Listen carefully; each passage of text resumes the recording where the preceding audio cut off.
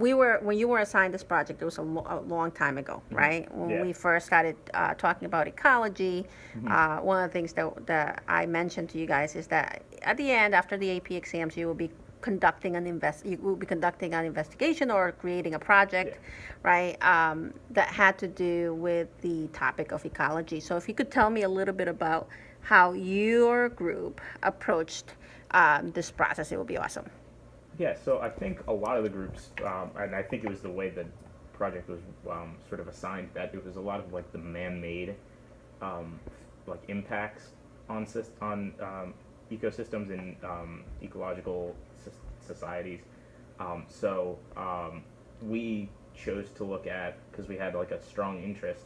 A lot of members in our group had a strong interest in like renewable energy, just in general. So then we sort of narrowed it down to specifically solar power and solar energy, and how solar panels are becoming um, a bigger thing in, or a bigger source of energy that people are relying on and people are being much more open to and trying to use as much as possible.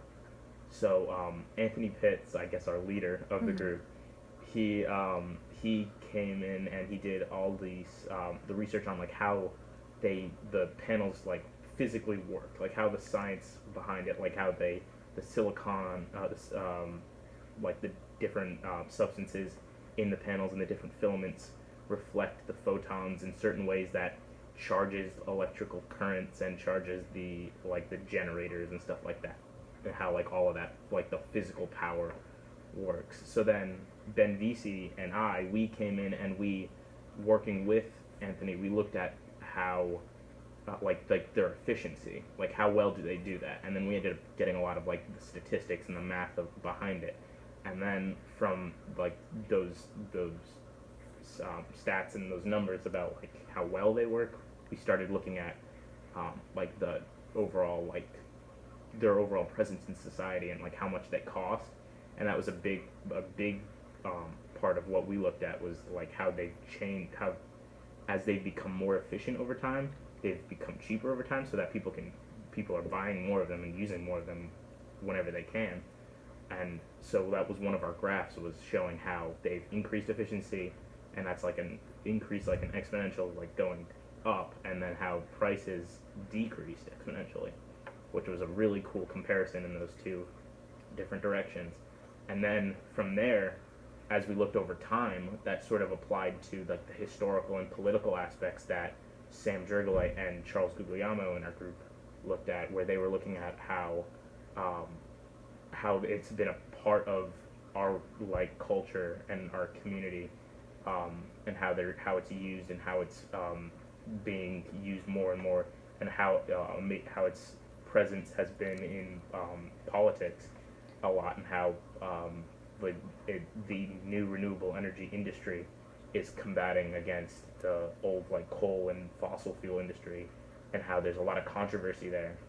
So we ended up sort of flowing from the math into like the history, and how like we can see like the timeline of Mm-hmm. like since their very first, like really, I don't remember the exact date, but they were created many years ago, back in like the 80s, like the first solar panel, and they were like very inefficient, very big, and very like just clunky, and they sort of shrink down over time and become less expensive and more efficient, and people are using it more. So we just see the flow of time and the flow of like their use. So we sort of had that historical, like political Mm-hmm. impact, and this all of that information we managed to pile together, especially the history and politics, to sort of look at the ecological impact, which is like the main essence of the project, and to look at the history.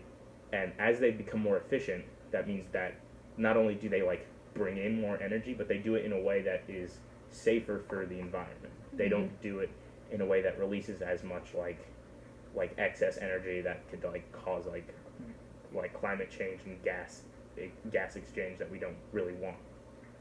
And we also looked a lot at how the coal industry releases a lot of carbon emissions and a lot of like negative greenhouse gases that lead to major climate change, and how comparing that to how much is really amazing. It's like a complete difference, complete shift. And so then we looked. So from there, we pretty much just saw that it was just like a better choice for the environment to use something like any renewable energy, but specifically solar power, because we have such an abundant source of of energy from the sun that we could just constantly use that, and if we can use it efficiently, we wouldn't feel the need to use anything like carbon and like any other greenhouse gases that would harm the environment. Cool. So. That's awesome. No, really. I mean, I was very impressed. I will say one of the things that I noticed in terms of the logistics of the project. You know, I gave you class time to do it, right? Yeah. You had a week essentially to work on this, or about 5 days to collectively, to work on this in class. How did that help you in terms of would it be the same if you had been given outside class time versus, or did it help you to sort of collaborate and bring in the content a little bit better, or? Because like the way the project was assigned, we were in relatively big groups. For the class we were in, for us only being juniors at this point, we were like they're pretty big classes or pretty big groups. So we had a lot of people. So we sort of divvied up the parts of the project sort of automatically. That was just sort of like inherent. So it made that part was like instantly fluid. But like to have the in class time, what made it so that we could like collaborate with each other, and so that the parts wouldn't stand so much alone, so that we could create that sort of flow system that I tried to describe. So that like it was there as like we had the individual parts, but it came together. So like if we didn't have so much time like in class or like as like a group, it would have just been hard to find that time outside of class because we're all so busy and stuff like that. So we would have just been I feel like everything would have felt a little bit more like disjoined and a little just separate, which would have taken away from like the big holistic approach we tried to take. So it was definitely, and like it sped up we were so much more efficient being with each other than like, because we probably would I know a lot of us like Ben and I worked together, and Sam and Charles worked together. So if because we were all together, we felt like we didn't have to research a lot of the same stuff, because I felt like Ben and I might have, if we were alone, we would have been looking at the same information twice when we would have only need to look at it once and just had it then.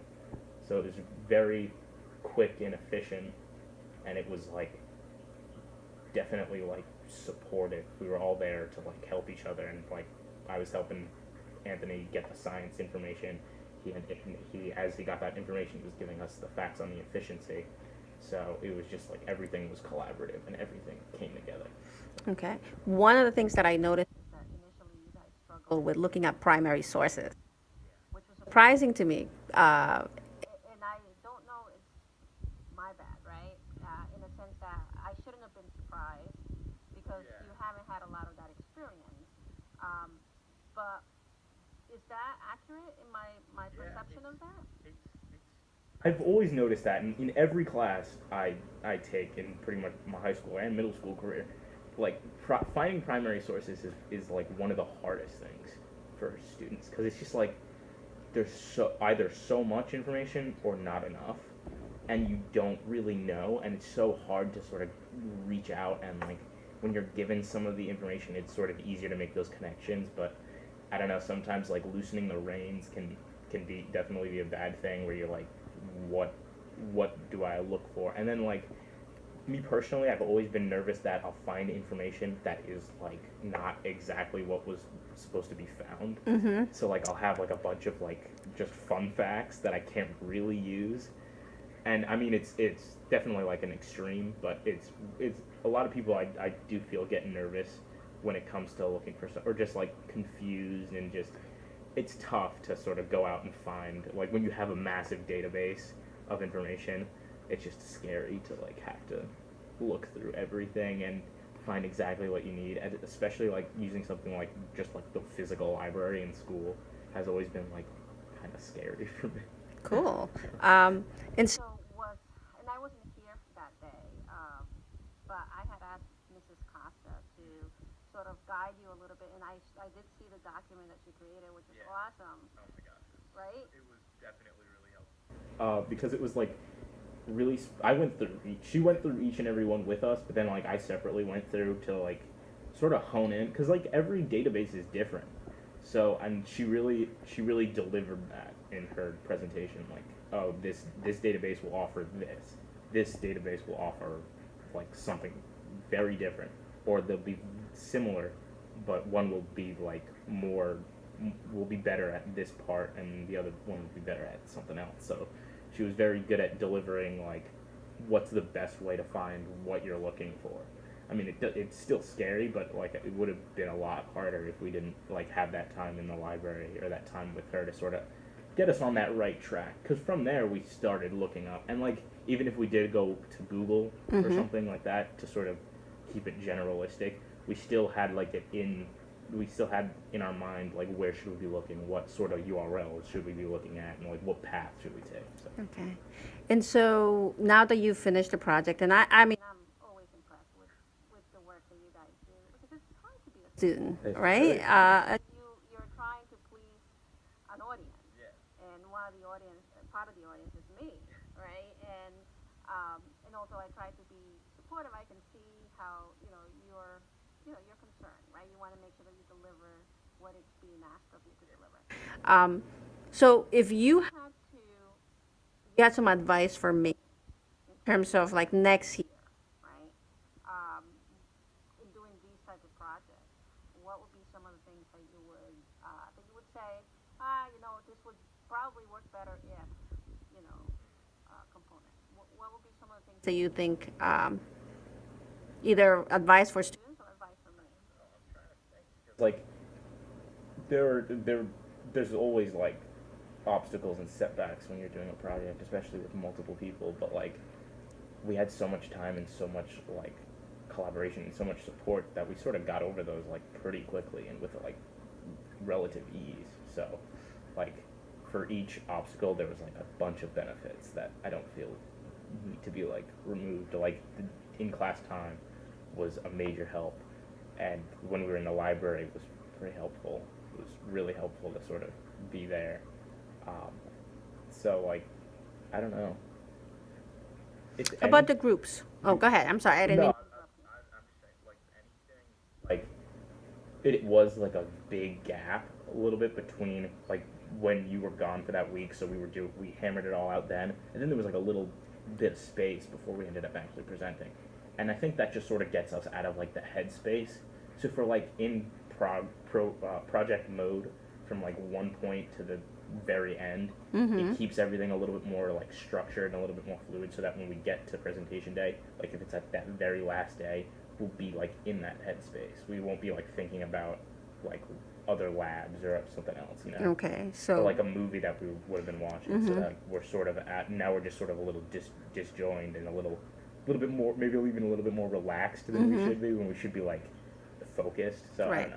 That would just be something I would say. so the due date, have the presentations be closer to the due date. I mean, keep like the time, like not to say like, oh, bring the due date closer, but like if like keep everything like on the same page, so like each day is still a part of like a major part of each day is the project. Like, Okay. yeah, because there are those days towards the end where it was just us watching the movie, watching the movie because we're just getting ready to send the seniors off. So it's like we could have been working on the or like a lot of us were working on the project during, but like the movie's on, so we were kind of interested in the movie. So you're all sort of like it's like our heads are pulled in different directions sometimes. Okay, so more linear. Yeah, Okay. definitely. Cool. Thank you.